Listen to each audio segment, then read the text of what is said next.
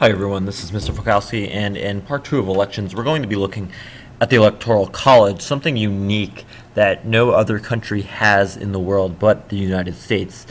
And it has always come under a lot of controversy because it works well for some presidential candidates and some not so much. So, true or false, the candidate with the most votes is elected president? Well, the answer, not necessarily. Um, our presidential system, unlike congressional elections and state and local elections, is not based on who gets the most votes. It's based on who gets the most electoral votes. So, if you were to ask Al Gore in the 2000 presidential election, Al Gore actually had more Americans vote for him than George W. Bush. But George W. Bush ultimately won the election, and that was the result of the Electoral College. And that's one of the major reasons why it's come under an enormous amount of pressure to, again, just basically abolish it. Why not just have a simple majority wins, becomes the president? But certainly that is not the case. So if you're to look here, the popular vote, you see Al Gore got roughly more than 500,000 votes. More than 500,000 Americans voted for Gore over Bush.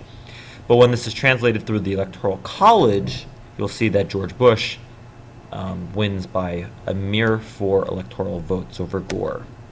So you'll look at the United States here, and counties in red are predominantly Republican, and counties in blue are predominantly Democratic. Now you might say, well, why doesn't a Republican win every single election?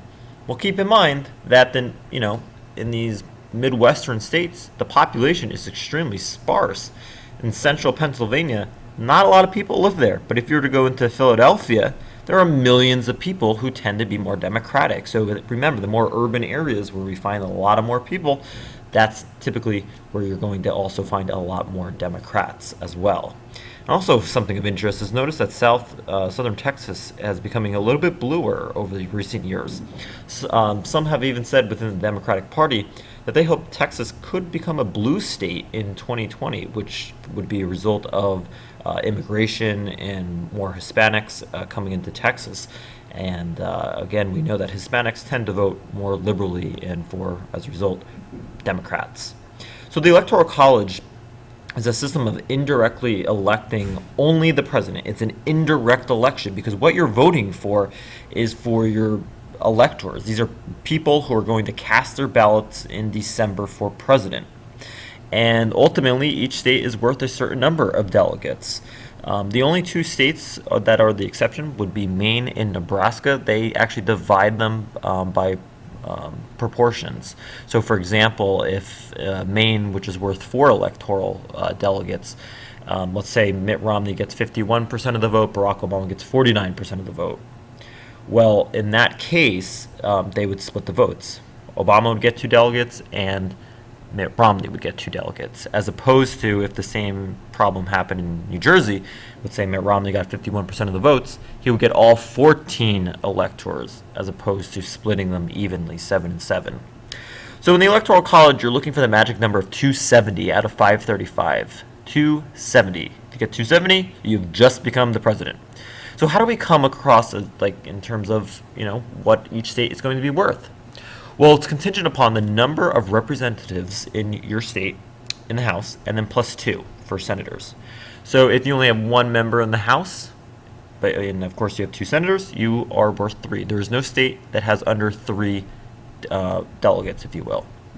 One of the reasons why the framers have actual people cast the ballot is to protect state power. They didn't want to have a candidate selected who was threatening to centralize power. So again, the framers thought this Electoral College was another way to protect the state's powers.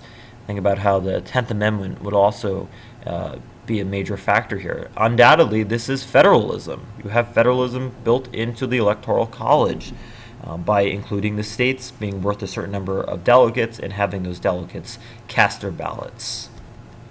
So if you look on this map, this was of the 2012 election. You'll notice that states are worth different numbers.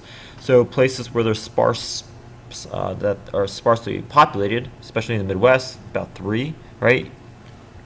And then in these blue states, of course, these are typically heavily Democratic states, And then these states in this like vanilla color, these are swing states, and most of these swing states went to Barack Obama in 2012.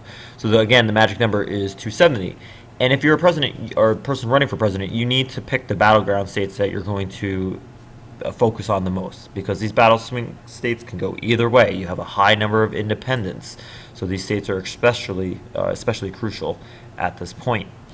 What also impacts how many representatives a state has is, of course, based on population. And every 10 years, the census is taken, and they reapportion how many representatives will represent the state.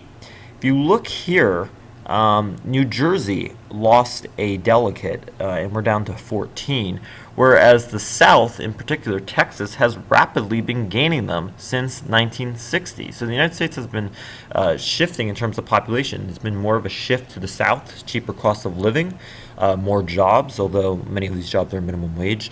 But nonetheless, there is a trend down to living in the South, a simpler, cheaper way of living. So as more people are moving to the South, we're going to see southern states pick up more delegates, and they're going to be worth more. And you're going to see northern states lose some of these delegates. So some of the disadvantages of the Electoral College, well, the popular vote, meaning the person who gets the most votes, does not always win. We saw that with Al Gore in 2000. In addition, larger swing states, such as Ohio and Florida, Virginia, typically receive more attention from the candidate. States that are heavily Democrat, you're not going to see Barack Obama visiting, because he knows he's going to win those. You can almost take them for granted. And in states that he knows he's definitely not going to win, he's not going to pay any attention to Oklahoma. That's always voted very, very Republican.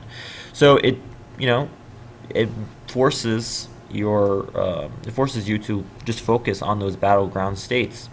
It also discourages third parties, because with the exception of Maine and Nebraska, it's the winner takes all of them. So you can have 49.9999999% and not receive any electoral votes, even though you got just about 50%.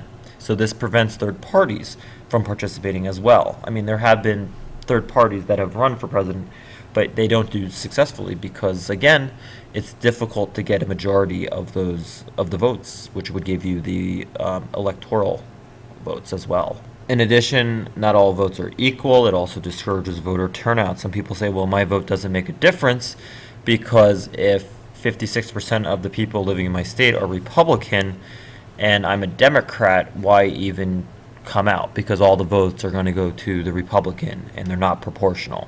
So it discourages voter turnout. And to some extent, it favors smaller, less populous states because, for example, why does Oklahoma get 3? I mean, why do these smaller states get 3? And when they're they're not as populated as other states like California or New York. So there are respective advantages and disadvantages depending on the party. If you look at this figure right here, 9.4, you'll notice that the person who typically wins the popular vote gets a heck of a lot more electoral votes. So if you're going to look at the electoral vote, it's typically not proportional to the number of votes received in the popular vote. The rare exception would be in 2000 when Al Gore and George Bush came. The electoral vote was very close to the popular vote. But typically you can see these large margins of error here, and it may look like a blowout when in reality that candidate may have only lost by a couple million of votes. So major issues there. Although some advantages, you have states having a role. This is a federalistic type of election because the states are involved. They're nominating electors to officially cast their ballot in December for president. It maintains a separation of powers, absolutely. It creates stability. This is how it's been done. You have all 50 states involved. And in addition, it prevents victory based solely on urban areas. You have to look at other states in the United States. You can't just focus on the highly populated urban areas because other states do matter. There are 50 states, and they're all worth a certain amount of delegates. So as a result, candidates have to pay attention to those smaller states. So that, in a nutshell, is the Electoral College and some of the major differences as well as advantages to it. It is still being debated. It will probably be debated for years to come. But there are people trying to abolish it, some people trying to sustain it. It really depends on the election cycle and really the demographics of how many representatives and delegate votes that each state receives. All right, thank you.